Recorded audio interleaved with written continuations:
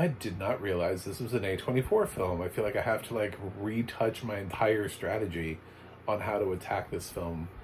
If if you're a YouTube critic, you know what I'm talking about. A24 films have fans, regardless of what the film is or if it's any good. If you come after an A24 film, you better come at it. You better be ready. Better be ready for the A24 fans. I'm John Stark from MagicMovieGuy.com, and I'm a blind film critic. We're going to talk about You Hurt My Feelings. That might hurt some feelings today. Possibly. This film I rented off of iTunes, and it had audio description from Deluxe, narrated by Laura Post. So, good job on the audio description. I mean, that's like the biggest company that does audio description and one of the biggest narrators on the film. I don't really know what to do with that. Like, I mean, it's just like Deluxe and Laura Post. I feel like we're just, it's like going to McDonald's. It's like the most obvious choice. It's like, we're here. Just such a combination, Anyway, the plot of this is not really what you think it is. The film wants you to believe that it's a plot about an author who writes a book and who overhears her husband talking to somebody else about that book. And he doesn't like it. And it blows her mind. And that's the plot. It's not really the plot. This is very much just sort of like a slice of life type of film. I like Nicole Holofcener. Holofcener. I like Nicole.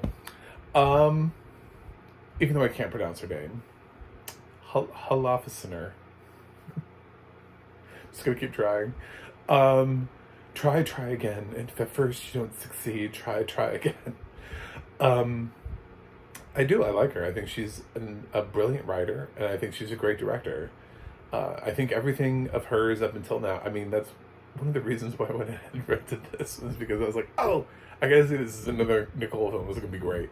I mean, I was on the bandwagon for Enough Said. Like, the year that came out, I was out there like pounding the sand and being like, please nominate James Gandolfini, please nominate James Gandolfini, please give him that posthumous nomination. This film is terrific and he's fantastic in it. Please give him that nomination. It didn't happen. I was very upset, but there was a slight campaign that was trying to get him that posthumous nomination because he'd never been nominated, and we could not get him to the nomination. We failed.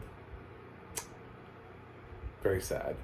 But yeah, I've loved a lot of her work. The first thing of hers that I've seen is Lovely and Amazing. I've not seen Walking and Talking, so Lovely and Amazing is actually where I start off with her career, all the way through. I looked at her career and I was like, I think I've seen. I mean, there are a couple projects in there that look like TV projects or music videos or something that she directed that I haven't seen. I didn't even know what they were. But definitely all the stuff that she's written and directed, I have seen. So, and that's what this is. So written and directed by, interestingly, she also wrote the screenplay for The Last Duel. So she doesn't just do indie whatevers. She has the ability to do a lot of different things. She's just a fantastic writer.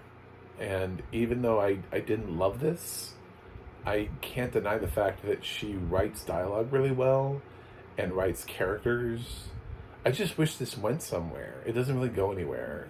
Even at the catalyst, even at the place where it feels like life should be upended, it doesn't really feel like the catalyst causes a lot of things to be upended.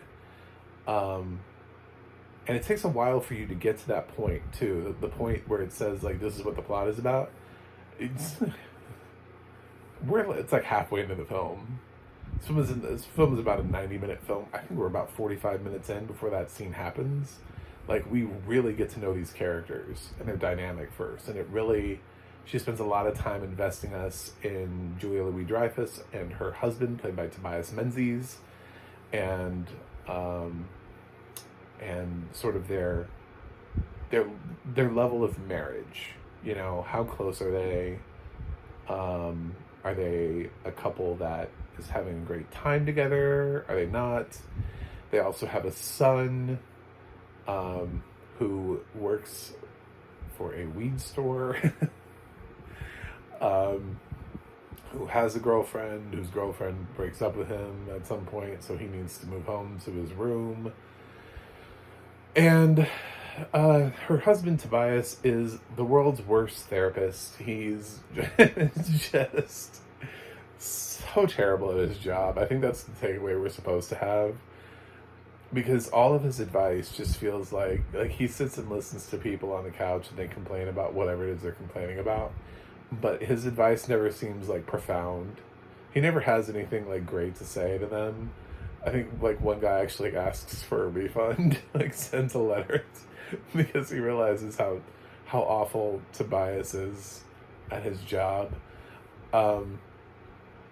So I think that's the funny part, is that she would even care what his opinion is, because other people are starting to kind of realize maybe we shouldn't care what this guy's opinion is. Maybe this guy doesn't have an opinion. I don't know. But she also is a teacher in addition to being an author. And her students are just... It's one of these things where it's like kind of everybody is kind of crap at their jobs. I mean, nobody's really like a crappy person. They're just like... Everybody's just kind of like... You know... I don't know what Nicole's trying to say about people now versus some of her other scripts that she's done, where it's been a lot easier to kind of feel what she's trying to say. In addition to Enough Said, I actually really also enjoy the film Please Give, which has Catherine Keener and Oliver Platt. That one feels like it has like a really clear narrative and push and vibe to it, and like it's going somewhere.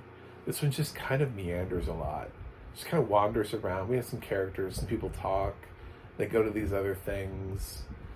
You know, she has a sister played by Michaela Watkins, who's in actually quite a bit of the film. She's not quite a lead up there with Tobias and Julia Louis, but very much the third. Like, it solidly the third person. She has more screen time than the son. And it just kind of walks around. Kind of like this review that I'm doing right now. It's just kind of like, whatever. We're doing this. We're walking around. We're doing life. This is my life. This is what I do. And I wish somebody would pick up my book. I'm going to go talk to my students. My students are kind of dumb. Kind of have dumb things to say. And it's not one of those like laugh out loud funny moments. You know, like one of like the funniest, the time I laughed out loud the most was she has a kid in her class and she's asking them what they want to write about, and he's like, I want to write about prison. And then she's like, okay, well, what about prison do you find interesting? And he says, jail. And I'm like, those two are the same things. Like, what? Anyway, so I did think that was funny only because his answer was like, I want to write about hamburgers. What do you find most interesting about hamburgers? Meat. You know, it's like, okay, well, cool. You do you. I'm sure it's going to be brilliant. Yeah, it's a very weird film. She's, Julia Louis-Dreyfus is so funny. I'm currently making my way through Veep, start to finish. I never actually did that, and I'm watching that on the side. She's hilarious. she's not really given much to do here. It's hard to even say this is a comedy. I mean, there are some reactions and stuff that are funny-ish, attempts at being funny. It's just an odd sort of nothing. It just doesn't really go anywhere or do anything. And I thought this, like, if you would ask me going into this, like, how do you feel, where do you feel like this film is going to be? Like, I don't know, top 10 of the year for me? I'd be like, it's Nicole. I've loved everything she's done up until this point. Like, I've either, really liked it or loved it. You know what I'm saying? Like, there really isn't, I don't think there's anything of hers that's, like, below a B+. You know what I'm saying? Like, up until now, I feel like she's been one of the most consistent writer-directors in the field, and even some of the stuff that she's only written, like The Last Duel and Can You Ever Forgive Me, are still great things that I would still say the same thing about. So I loved The Last Duel. It was one of my top 10 films of that year. And I thought she did a great job with the script for Can You Ever Forgive Me with Melissa McCarthy and Richard E. Grant. I thought that was a great film. So yeah, I'm still, like, processing in my brain as I'm doing this review about how much I didn't like this film. Like, it just didn't do anything for me. It didn't go anywhere. It didn't do anything. I don't know what else to say. I know that this film has like an 80 on Metacritic, and I'm just like, what? What are we doing here? Like, why? Like, I just on the basis alone of looking at the past films of Nicole's to this film, I could never say that this is the best thing she's ever done. It might be the most hyper realistic. It might feel like you're actually, like, watching close to a documentary, and it has maybe moments of, like, a smirk that cross your face. Little oddities thrown in throughout the film to make it a little quirky. Like, there's this gag that they share everything, that Julia and Tobias share everything, and I guess the funniest part of that is when they share an ice cream cone, but I can't say that they're the first couple to ever have shared an ice cream cone. But their son finds that incredibly weird, and the thing that I thought about that was, this is their grown-ass son who's so old he works at a weed store, and he's just now noticing that his parents share everything. I was like, I feel like this dialogue is written for us, and in a film that's doing this slice of life thing, as much as I want to be able to appreciate this scene is being written for us so that we notice that they are sharing the same thing. Because if this is the relationship that they have, wouldn't he have pointed this out years ago? Wouldn't he have noticed this along? He'd just be like, oh, this is what my parents do. They just share things. They just eat off the same plate. They lick the same ice cream cone. That's just what they do. Did they just start doing this? Because he doesn't say that. He's not like, when did you guys start sharing everything? No, he's just like, what do you do? Why don't you guys, I don't understand why you guys don't get 2 different dinners. And she's like, we just share everything. It's like, you've been her child their whole life. You're grown. You're not even in school anymore. Like, this is the time that you waited to have the conversation, is like in your 20s? Come on now. It doesn't even feel like, how am I supposed to say that this is Nicole's best work? And why does this have an 80 Metacritic score? Like, some of this is just, it's just not, it doesn't fall where Nicole's stuff usually falls. I'm sorry, it just doesn't. It's stuff like that I feel like doesn't exist in her other films. Her other films are smart. Her other films have smart characters, and they don't have these weird moments where somebody points out something where it's like, yeah, we do that. We've been doing that your whole life. Why did you wait until now to notice and bring it up? You know, you can't be both. You can't feel like you're in a slice of life film, but then also have these weird expository moments where you have somebody just being like, oh, this is the way you do things, and I have to say this out loud, otherwise people may not notice what I'm trying to do here. it doesn't work. I'm sorry, it just doesn't. I was very disappointed with this film. It's not terrible because even Nicole at her worst is still better than a lot of people at their best. So it's the cast is good. Julian and Tobias and Michaela are all really good in this. So it has some other people too, like David Cross pops up in this, just to name at least one other person that pops up in this film. But man, I'm just so disappointed. I think it's the disappointment more than anything else.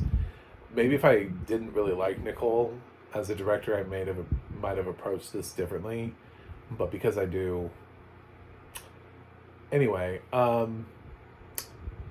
As far as the audio description goes, yeah, it's kind of an easy film to describe action wise. They don't really do much. They just kind of sit around. Sometimes they smoke weed. Sometimes she's in a class. Sometimes she's in a session. And they're flipping through, he's flipping through the various people that he does therapy with. But I felt like it tracked all of that pretty well. There wasn't really anything where I felt like I was ever lost. This isn't like an extravagant film where anybody ever goes out somewhere where they're wearing something incredibly fancy that has, please tell me about her drip, it's not, that never happens.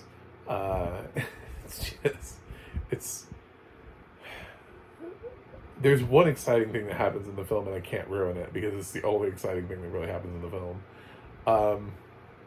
Otherwise, you're just supposed to kind of laugh at the way people are and exist. And some of it works. I'm not going to say the whole film the whole film didn't fail for me.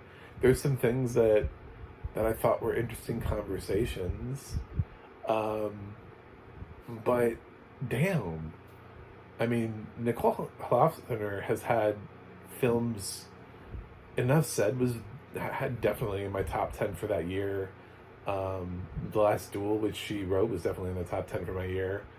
I mean, she's just a way more consistent writer-director to me than this. So, I'm just disappointed. With this great of a cast and everything, it just should have been better. I hope I didn't hurt anybody's feelings, but I'm going to give You Hurt My Feelings a C and let you decide for yourself. Go either way on it. You can go up, you can go down, you can go left, right. C is in the middle for me. It means I'm not really either recommending nor am I saying don't watch this. I'm just kind of being like, I don't think your life will change either way. I really don't. I think some of the reviews on IMDb are a bit harsh, but I did notice that there's a little bit of a differential on IMDb between the scores there and what Metacritic's. An 80 on Metacritic is pretty solid, and it doesn't deserve the 80. I'm sorry, critics need to calm down. This could have been in maybe the 70s at least.